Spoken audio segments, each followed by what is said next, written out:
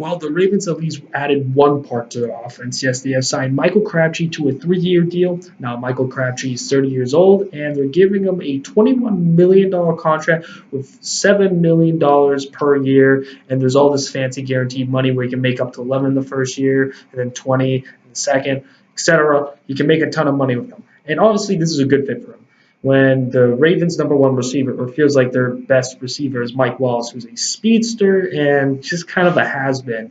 And when you get Michael Crabtree, he still has something left in him. Obviously, he had a bad season last year with the Raiders, and now with the Baltimore Ravens, he has a chance to rebound. I definitely think he has potential to get a 1,000-yard season and all of that. And he fits well because the Ravens, they need those red zone threats. I mean, they won the Super Bowl with Anquan Boldin, who I think is a future Hall of Famer personally.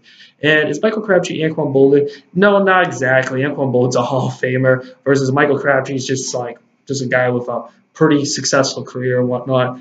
But I think this should work. However, though, my only concern is with the running back position.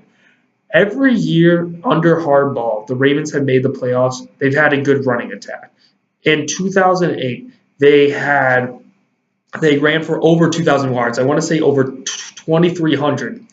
And their leading rusher was Leon McClain, who is an all-pro fullback. Then they had Willis McGahee, who was a starting running back. Then they had Ray Rice as their backup. And then they had Lawrence O'Neal to be the backup of the fullback. They had a stacked running back core right there.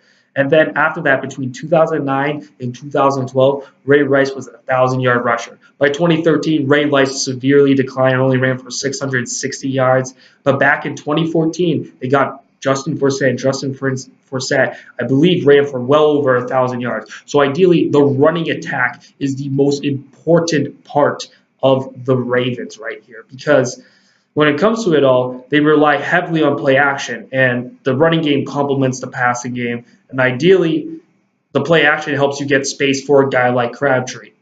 The reason why they had guys like Mike Wallace and Rashard Breeland in the past is or Rashard Perryman, is because though they needed speed right there because defenders weren't biting on the play action. They just simply weren't because the running backs, they just weren't scared of them. They weren't opposed to them at all. And so ideally, they could just cover the wide receivers. And sure, they try to put speed wide receivers there, which is the right type to try to counter that when you don't have a running game.